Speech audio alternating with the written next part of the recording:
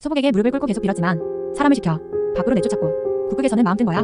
정년의 뺨까지 때려버리는데 역시 이용해 먹으려는 PD 놈이었어. 사회 쫓겨난 정년. 정년이를 집에 데려가려고 상경한 용래. 정년은 가지 않겠다 버티고 둘이 실랑이를 버리는 사이 도착한 소복이 용래를 알아봤다. 정년이 지금 내 제자고 우리 국극단 소속이야. 이런 식으로는 못 끌고 가.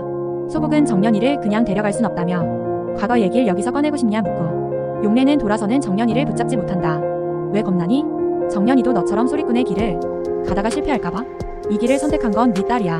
그랑기에 내가 안 된다고 하는 거야. 한번 맘먹으면 끝장을 봐야 하는 성격인게 도중에 포기한 너는 지금 마냥 행복하니? 소리꾼이라면 누구나 원했던 그 자리를 넌 가봤다고. 그래놓고 그때 넌 너무 쉽게 포기했어. 그럼 내가 어떻게 했어야 했냐? 소리가 하고 싶어도 더 이상 소리가 안 나오는데 너 네 딸 소리하는 건 제대로 들어본 적 있니?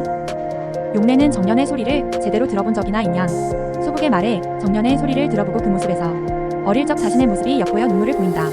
네 목소리, 네 고집까지 정년인 널 너무 닮았어. 그럼에도 용래는 뜻을 굽히지 않고 다시 정년이를 데려가려 설득한다. 네가 가려는 그 길 끝에 무엇이 있는지 아냐? 내가 가진 걸 모든 것을 불사질러 소리에 다 바쳤는디 남는 것은 한 줌째 밖에 없더라. 하지만 정년이의 고집을 꺾을 순 없었다. 아니 나는 언니랑 달라. 언니처럼 되지 않을 자신 있어. 언니가 실패했다고 어째서 내 발목까지 잡을라 드는겨. 끝내 용래가 여기 남으면 부모 자식의 연을 끊겠다고까지 하는데도 정년은 남겠다 한다.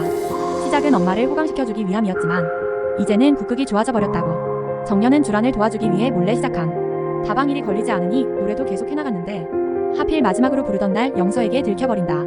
밖에서 노래를 부르고 돈을 번단 말이 사실이냐? 메랑국극단 연구생이 노래를 팔아? 예인의 자존심도 없는 놈 당장 나가. 영서가 일러 바친 건 아닌 것 같은데 정년이 금기를 어긴 것을 알게 된 소복은 모두가 보는 앞에서 정년을 내쫓았다. 정년은 피치 못할 사정이 있었다며 소복에게 무릎을 꿇고 계속 빌었지만 그 사정이 뭐냐는 질문엔 답하지 못한다. 주란은 괜찮다는데 고개를 끄덕였지만 정년은 친구를 감싼다고 끝까지 비밀을 지켰다. 이후 정년은 단장실에 찾아가 갈 데가 없다며 언니 가슴에 대문박도 들어온 거 알지 않냐며 사정하는데 소복에게 예외란 없었다. 넌 어차피 유예기간 동안 스스로를 증명해야 하는 반쪽짜리 연구생이었다. 오늘로써 유예기간은 끝났다. 제발로 나가지 않으니 소복은 사람을 지켜 밖으로 내쫓았고 쫓아나온 주란의 정년은 어떻게든 다시 돌아올 테니 단장님께 아무 말도 하지 말고 꼭 메랑국극단에서 버티라 한다.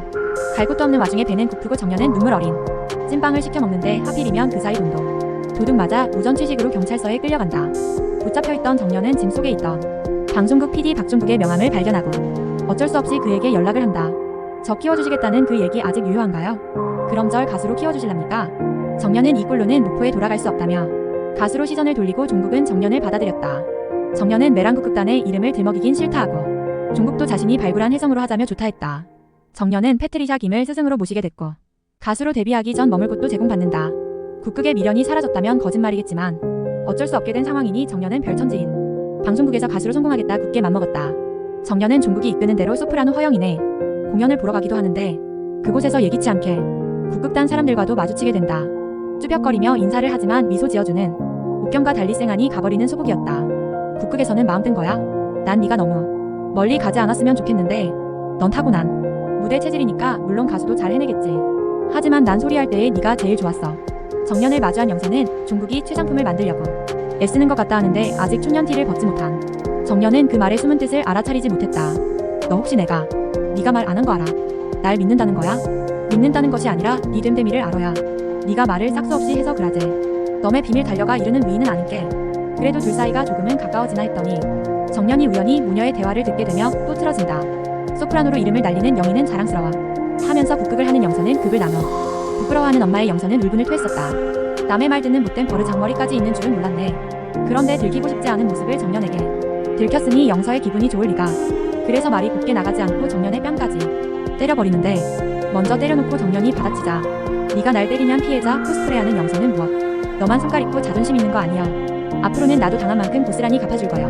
나도 인자 널 참아줄 이유가 없은게. 공개된 정년의 오해 예고편에서도 정년의 고생길이 예고된다.